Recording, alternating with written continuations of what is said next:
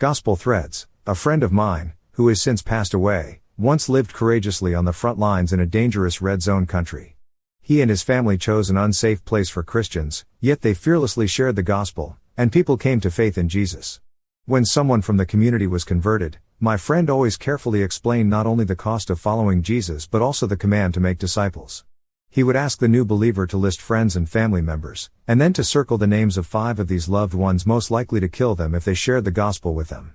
My friend would then guide the new believer to begin sharing Jesus with these circled names, establishing a foundational principle: sharing the gospel, no matter the risk, is intrinsic to following Jesus. Sound extreme? That's because many Christians, years into their faith journey, don't actively share the gospel. Satan capitalizes on this, keeping believers from experiencing God's purpose and preventing others from hearing about God's love.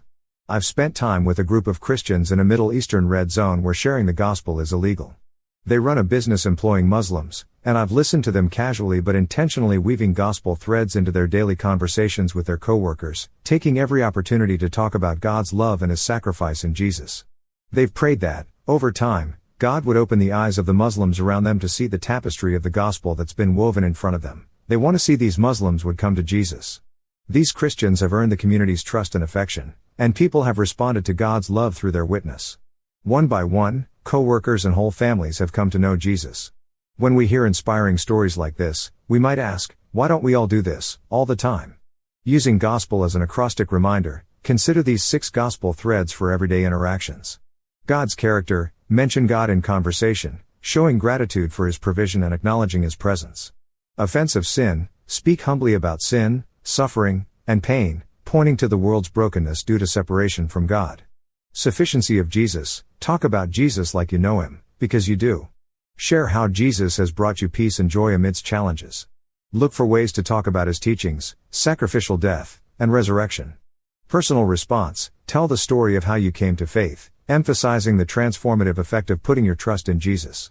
Talk about what it means to be forgiven and free. Eternal urgency: take conversations deeper. Talk with people about the reality that this world and all that's in it won't last. Ask people if they know what will happen to them when they die, knowing that could be any day for any one of us. Life transformation: share and show how your life is better because of faith in Jesus. Obviously, better doesn't mean easier. But explain the supernatural difference Jesus makes in your life and encourage others with all the ways Jesus desires to change their lives for good. Ask God to lead you as you intentionally weave gospel threads into everyday conversations with people who don't yet know Jesus. Pray for boldness, trusting that God will open their hearts to His love. Pray in the Spirit at all times and on every occasion. Stay alert and be persistent in your prayers for all believers everywhere. And pray for me too.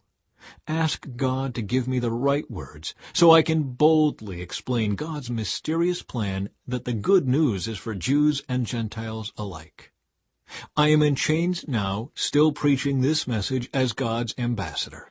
So pray that I will keep on speaking boldly for Him as I should. Since this new way gives us such confidence, we can be very bold.